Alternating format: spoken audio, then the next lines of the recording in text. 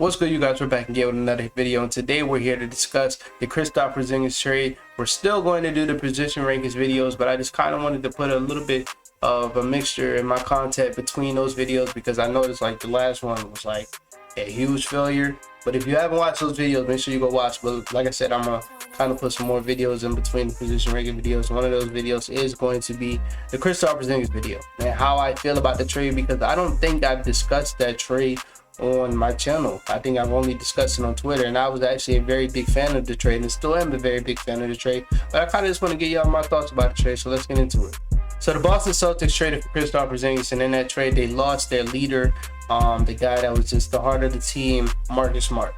Now, to talk about their losses, I think Marcus Smart is going to be a big loss, not solely off of his play, and that kind of sounds disrespectful, but like, just hear me out. I think he was just so much of a heart and soul and so much of like a big brother, amazing vet, that at times you even seen him hold Jason Tatum and Jaylen Brown accountable, and like they don't have that no more. I almost said we, but like they don't have that no more, and that's just a big loss for them. And like you see him be a leader on the court, do the extra things on the court, diving for loose balls. Like they don't have that guy no more. They don't have the heart and soul of the city no more, because that's what he was solely. He was just the heart and soul, and he just gave you little things on the side like his elite defense and like at times being clutch and his playmaker. Like he gave you those things on the side, but like the thing they're going to miss the most is the leadership, because that's the thing that kind of held them above water.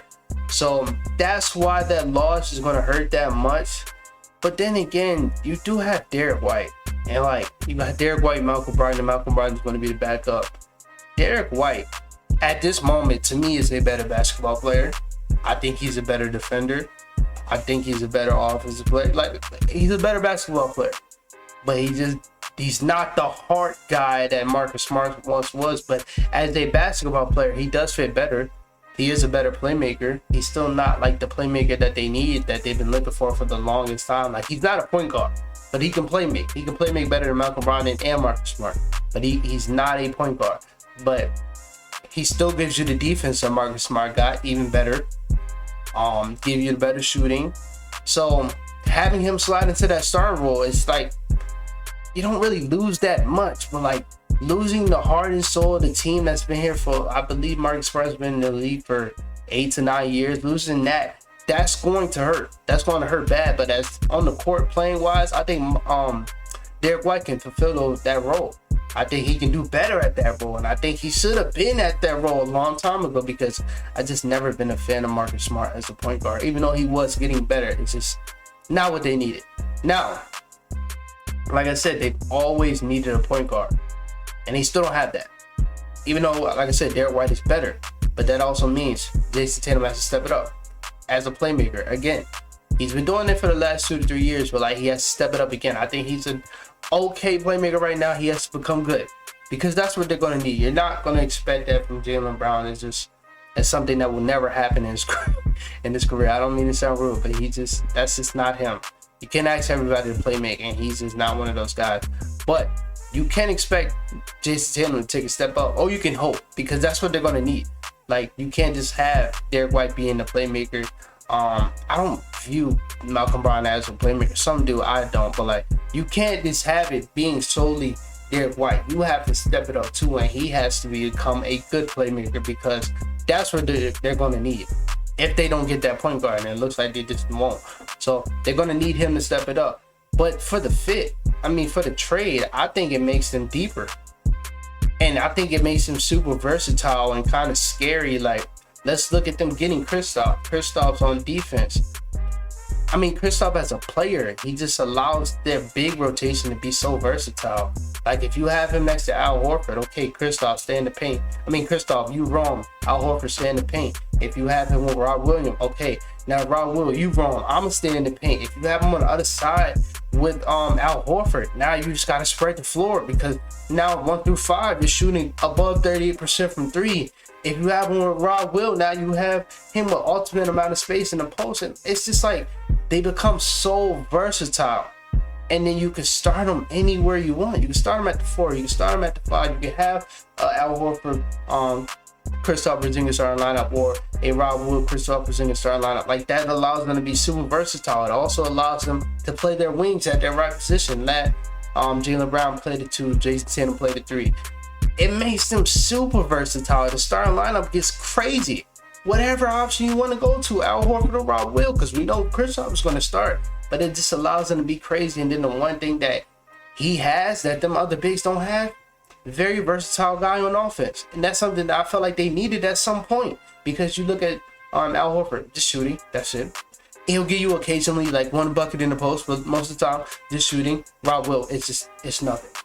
He'll give you a pass at the top of the key if you allow him to playmaker, which I do think they should do a lot this year. Allow Rob Will to pass the ball, but like, he'll just give you lobs. That's it. Well, Kristaps, 3-level scorer, elite 3-point guy, elite post guy, elite in the paint guy, elite face-up guy. Like, he allows you to do so much more on offense. And to me, this is something that they needed.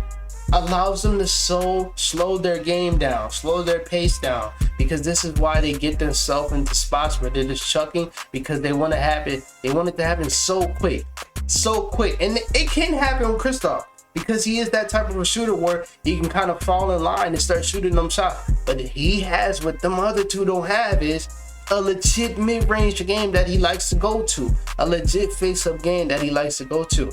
So that allows them to slow the pace down, and I think that's something that they should check out, because we see them a lot. They get themselves in the hard spots because they just want to force, and they don't have nobody. This is also where the point guard comes in. They don't have nobody to slow them down. Maybe Kristaps can do that with being the guy that can be an elite post scorer or elite face-up scorer. That's what I think he brings to the team, is just somebody that can impact them on different ways. Now, when it comes to him being injury prone, y'all have to throw that away. That was a 2 to 3 year ago narrative. These last 2 years, he's been very healthy. He's missed games because of little knick-knack injuries, but most of the games, if you really pay attention to Washington, all of their players get COVID like every year. Bradley Beal has had it 4 times. Kristaps has had it 2 times since he's been in Washington. He was only in Washington for a year. The last 2 years he got COVID. So if you look at those games, he's playing above 60 per game. That's what you want from him, for real. That's what you want from him, above 60 games. I think he's been the most healthy he's ever been. Now he has an injury now, but like they said, they're only not allowing him to play FIBA just so they can have him like fully focused and fully ready for this championship run that they're about to go on. And I respect it. I respect it, because let's be honest, Latvia, whatever, however you said, they were not doing nothing. You have more of a chance of winning with us than winning with them. I understand you want to play for your team. I don't care. But yeah, like I said, he just brings so much for this team. So as of right now, their starting lineup looks like it's going to be Derek White, Jaylen Brown, Jason Tatum, either Kristaps or Al Horford, but most likely Kristaps and then Rob Will. And then off the bench, you're going to have Malcolm Brogdon, O'Shea Brissett, Delano Bent, and Sam Hauser, who can shoot the ball very well. And Al Horford, like, they just become a legit 10-man team. And then you have guys like Peyton Pritchard, who I think can still give you good minutes, but he don't want to be there. And then you got your draft pick and Jordan Walsh, who's going to fit in instantly, who can probably replace what Marcus Smart had. It's not going to be instant though, but he can be that heart and soul guy, not when it comes to leadership and talking, but like doing the extra things on the court. That's why he got drafted. That's why he was a top player coming out of high school, because he just had something that you don't normally see from top recruits. A guy that just wanted to do it all. Not just score. He wants to defend. He wants to rebound. He wants to do it all. Then he went into Arkansas, took a back seat, and did it all again. And that's why he got picked so high. So him, he can probably replace what Marcus Smart get it. Like I said, it's not going to happen instantly. But like down the line, he could probably do that. But they become a legit team, and that's why I think, that's why I love what Brad Stevens did. It's a risk. It's a risk. We've been doing this thing for the last 3 to 4 years with this Marcus Smart, Jaylen Brown, Jason trio.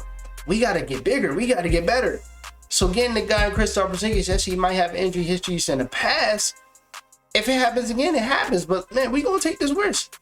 And he took a good risk, and he has a deep enough team to take that risk that they didn't really lose that much. It sucks to say it because Marcus Smart was just so impactful to the city of Boston, but like, they didn't lose that much, bro. They didn't lose that much at all. So let me know how y'all feel about this trade, man. I'm really excited for this season, even though they are the Ops. We beat them 3 times last year, so I'm not that scared. But still, like I said, I'm very excited for this season, man. I think this is the year for them. I would pick them to go all the way as of right now. So let me know what y'all think, man. I will talk to y'all later.